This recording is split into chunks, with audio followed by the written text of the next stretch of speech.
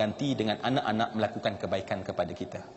Itu adalah janji daripada Allah Subhanahu wa taala untuk kita pada malam ini memfokuskan benar-benar sesungguhnya kebaikan terhadap orang yang sangat berjasa pada kita perlu diutamakan. Ya. Ada seorang hamba Allah, tuan-tuan. Ya, saya dalam buku saya itu saya banyak kisah cerita sebab daripada kisah tersebut kita padankan dengan hadis Nabi dan kemudian daripada ayat Allah Subhanahu wa taala berlaku dalam realiti.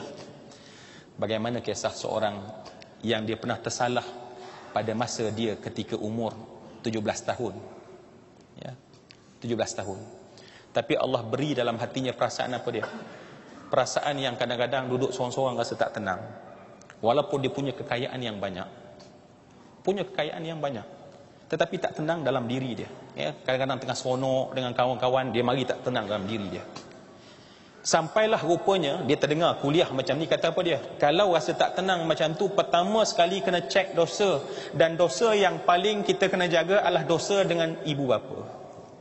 Besar tuan-tuan ya. Sebab bila kita tengok dalam bab tak lama lagi bulan Ramadan kan, bulan Ramadan adalah bulan yang Allah nak terima permintaan kita pada malam Al-Qadar. Pada malam Al-Qadar. Tetapi saya nak beri khabar yang sangat menakutkan. Allah akan dengar semua perkataan dan doa para hambanya yang berdoa pada Allah Subhanahu wa taala. Allah nak dengar orang yang bermohon pada Allah Subhanahu wa taala, yang menghidupkan malam. Allah suka nak dengar, Allah suka nak mendengar, Allah suka nak dengar. Tetapi Allah tak nak dengar doa daripada anak yang derhaka pada ibu bapanya. Saya ulang sekali lagi.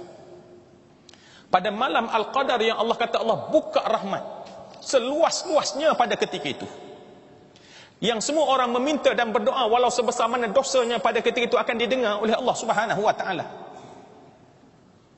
Semua Allah nak dengar, semua Allah ingin mendengar, kecuali anak yang derhaka pada ibu bapanya Allah menutup walaupun pada malam Al-Qadar.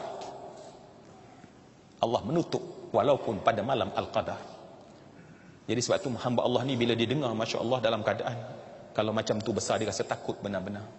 Dan dia terus terfikir, dan baru dia teringat rupanya semua yang saya kasih. Apa dia? Dia pernah pada masa umur dia 17 tahun, dia pernah ketika itu menghina mak dia hanya sebab mak dia tertuang Clorox pada seluar jeans dia. Dan apa dia? Dia ambil seluar tersebut sambil campak ke muka mak dia dan kata, orang tua tak ada akal. Ya, 17 tahun. Tetapi mak ya, dia tanggung duka dan sedih. Tetapi kemudian masa mungkin merawat dia.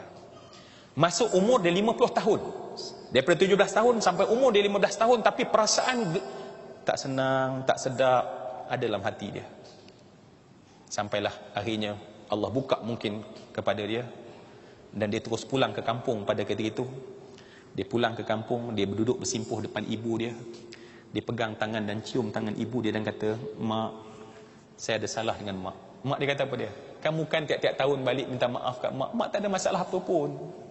Sebab mak cuba supaya tak nak susahkan anak. Tapi oleh kerana dia betul-betul rasa dia bersalah, dia sebut, mak, saya pernah pada umur 17 tahun dulu, mungkin mak dah lupa, dia kata. Mungkin mak dah lupa. Tapi saya nak ingat pada hari ini, saya nak minta maaf tentang salah ini. Saya minta mak maaf kerana saya pernah sebut pada mak orang tua tak ada otak. Tuan-tuan tahu apa yang berlaku? Si mak tadi, yang anak sangka lupa, tiba-tiba si mak tadi, dia pegang tangan anaknya dan sentap. Kata apa dia? Inilah tangan yang mak nak heret depan Allah. Sanggup kata pada ibu yang melahirkan dia, orang tua tak ada otak. Hak ni sebenarnya mak tak pernah maaf sejak dulu sampai sekarang. Rupanya tuan-tuan, dalam kita minta maaf, yang secara umum ada benda yang khusus yang kita kena khusus. Dan bila disebut perkara tersebut, mak dia kata apa? Mak dah memang tak nak maafkan kamu kesalahan ini. Mak reda, dia kata kalau mak mati, mak simpan benda ni sampai mak dikuburkan bersama dengan perasaan ini, dia kata. Saya nak ringkas tuan-tuan.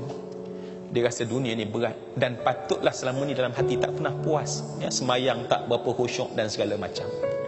Dan pada saat itulah semua yang saya kasihan, dia mohon maaf, ya, dia ringkaskan kisah, ya, panjang kisah dia tu. Dan kemudian akhirnya pada satu subuh tu, mak dia peluk, sambil mak dia menangis. Mak dia kata apa dia, kalaulah tidak mak lihat kamu benar-benar minta maaf, mak dah berniat tak maafkan kamu sampai bila-bila. Dan hari ini mak maafkan semua salah kamu. Tuan-tuan, dia kata apa dia, ni pengalaman dia kata, bila mak disebut macam tu, lapang selapang-lapangnya, damai sedamai-damainya, tenang setenang-tenangnya. Dan perasaan dia ni tak pernah rasa sejak daripada 17 tahun dahulu dia rasa, dia kata. Dan dia kata, mungkin sampai menjelang untuk kita berfikir ini, saya tak cerita tadi dia ada 2 anak. Dan anak dia membesar belasan tahun, tapi anak tak pernah nak makan dengan dia. Anak tak pernah nak duduk sekali dengan dia. Jangan harap nak tanya khabar tentang ayah. Dan pada saat itu, tuan-tuan, bila dia balik daripada kampung selepas minta maaf daripada ayah, dia keluar daripada pintu. Dia kata apa dia? Dia keluar daripada pintu kereta dia. Kedua orang anak meluru, pegang tangan, cium tangan, dan kemudian sebut satu perkataan yang dia tak pernah sangka dia akan dengar daripada anak dia. Apa dia? Ayah, kami minta maaf salah kami pada ayah. Ayah, kami minta maaf semua salah kami pada ayah. Kami sayang pada ayah. Dia peluk anak, dia kata, dia sambil mendongak ke atas.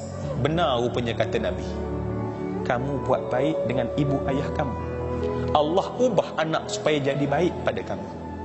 Yang selama ni rupanya kita jauh dengan mak dan ayah, ada salah dengan mereka, dan anak jadi buat masalah pada kita. Semua yang saya hormati dan saya kasih sekalian, marilah sekali lagi kita bermuhasabah dan merenung kembali. Satu soalan mudah yang kita kena jawab, tanya setiap hari, adakah sebenarnya aku ini anak soleh? Adakah aku ini anak soleh? Adakah aku ini anak soleh? Dan saya nak tolong jawab jawapan. Nabi pernah cerita tentang orang yang berdarah tangan dan kaki. Nabi kata, kamu belum layak jadi anak soleh. Wahai kita, adakah kita telah layak jadi anak soleh yang sebenar-benarnya? Kerana lawan bagi soleh adalah derhaka. Lawan bagi soleh adalah derhaka. Ya Allah, janganlah kami Engkau golongkan dalam sebagai golongan anak-anak yang derhaka, yang Engkau murkai dan benci dan tidak mau mendengar daripada kami akan doa dan permohonan kami. Mohon maaf daripada saya. Semoga perbincangan ringkas kita pada malam ini hanya sekadar untuk kita melihat